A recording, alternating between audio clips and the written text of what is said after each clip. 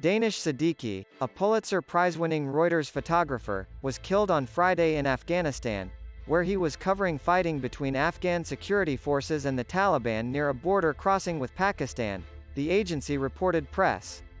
Afghan security forces were trying Friday to retake the strategic town of Spin Boldak, south, which fell to the Taliban on Wednesday, when Siddiqui and a senior Afghan officer were killed by Taliban fire, a commander of the army told Reuters. The Afghan army.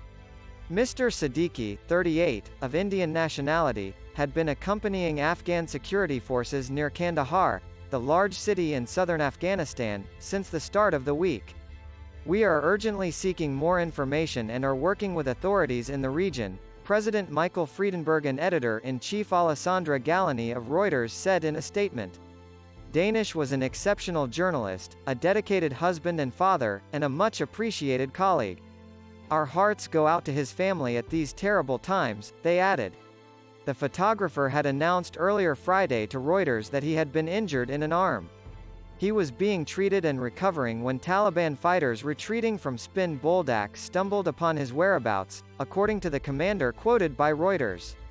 Danish Siddiqui was part of a team that won the Pulitzer Prize in 2018 in the magazine photography category for their coverage of the Rohingya refugee crisis. He had worked for Reuters since 2010 and had covered the wars in Afghanistan and Iraq, the Rohingya crisis, the protests in Hong Kong or the earthquakes in Nepal. Afghanistan has long been one of the most dangerous countries in the world for journalists.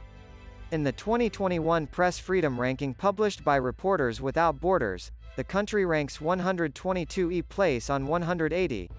Several journalists or media workers, including women, have been killed in targeted attacks since Washington and the Taliban reached an agreement in February 2020 paving the way for the departure of foreign troops from the country. Several presenters, reporters and freelancers have been shot dead, often during rush-hour traffic, in Kabul and other cities, and dozens have been threatened.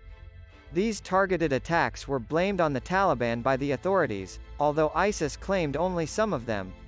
In 2020, at least 7 journalists and media workers were killed and 18 injured in Afghanistan, according to the Committee to Protect Afghan Journalists, AJSC.